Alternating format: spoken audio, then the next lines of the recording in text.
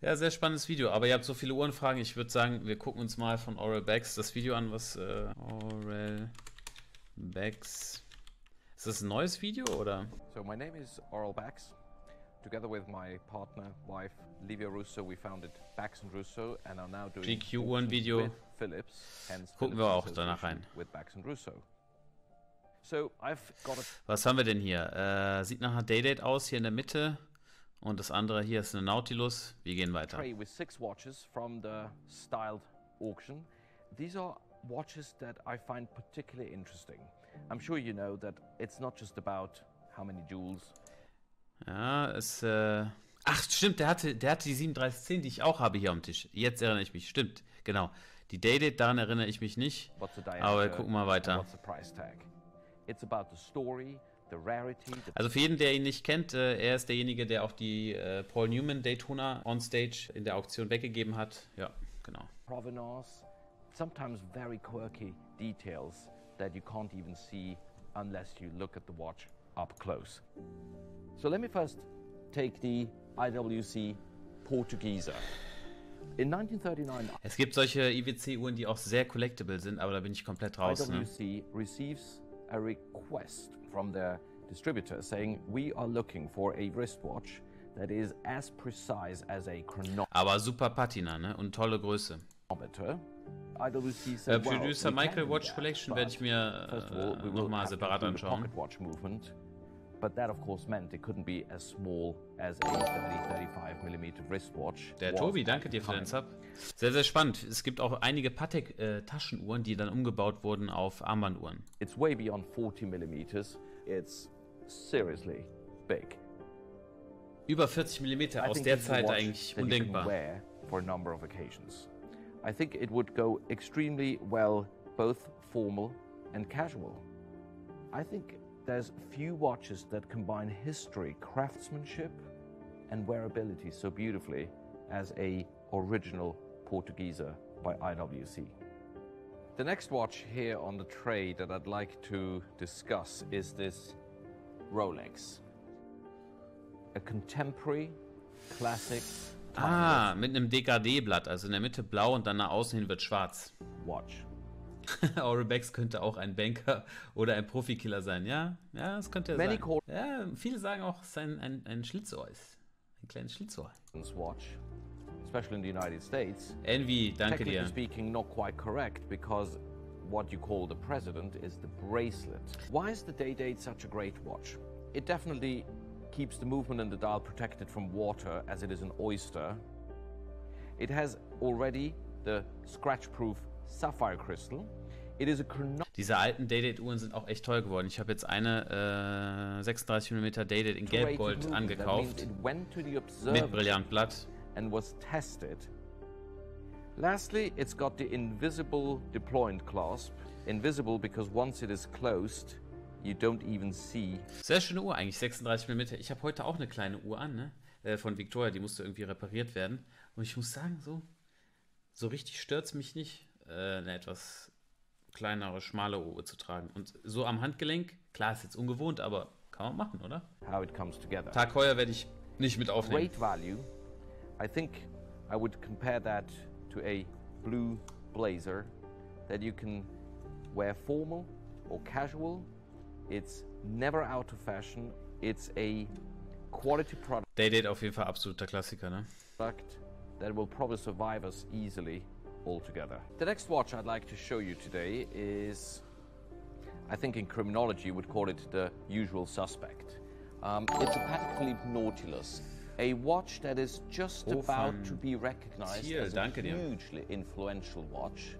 Needless to say, as contemporary today as when this model was launched in the late... Was für eine wunderschöne Uhr, ne? Da bekomme ich gleich wieder Lust auf die. Das war, glaube ich, die allererste Uhr mit der Seriennummer, auch der allerersten Seriennummer. Late 90s. Now this specific example here has something very special. It's the first one ever made of that series.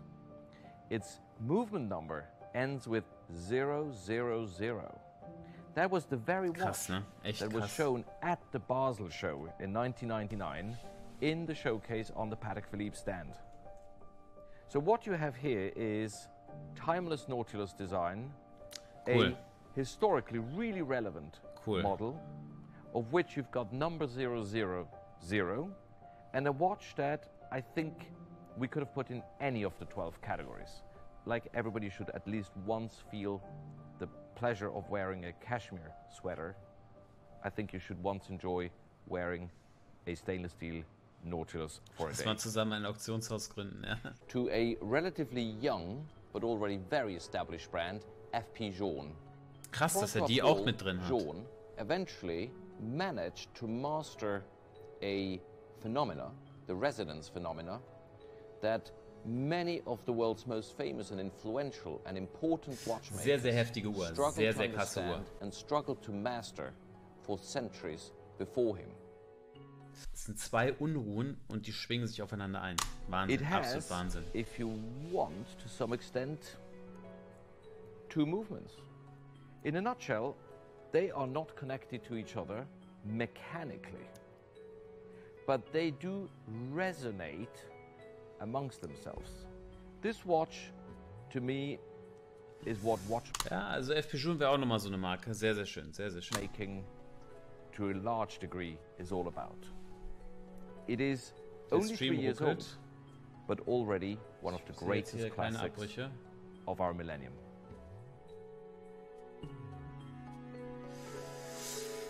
Ach ja, da läuft er rum. I really am delighted to show you this so-called Ultraman Omega Speedmaster. Auch coole Uhr. Hatte ich bis jetzt auch einmal da. Ach, er hat die alte auch noch. Ich habe das Video komplett vergessen. Ultraman, the famous Japanese series from the second half of the 1960s, is why this Speedmaster is called after. It has a very distinct orange chronograph hand. So the last watch I have the pleasure of presenting to you today is Lot 74, certainly the most valuable watch of my selection here today.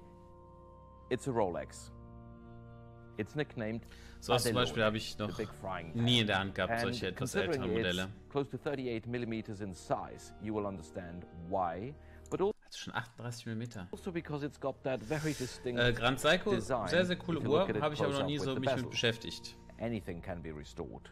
But once it is restored, you can never bring it back to original, untouched, naturally aged condition. There is something so charming, captivating, sometimes even sexy about it, and I think that watch really displays that. Boah, was What I denkst du like über about it- Longines? Longines ist jetzt nicht so mein Ding, muss ich ehrlicherweise sagen. Aber verkaufen, ich habe jetzt gehört, die verkaufen irgendwie, was habe ich gehört, statistisch jede Minute eine Uhr. Also krasse Marke, aber ich habe da nicht so I viel like mit about it, zu tun. it's masculine. This is a watch that will appeal to the connoisseurs who recognize the amazing quality of it, but I think it can also make anyone fall in love with a sense of timeless aesthetics.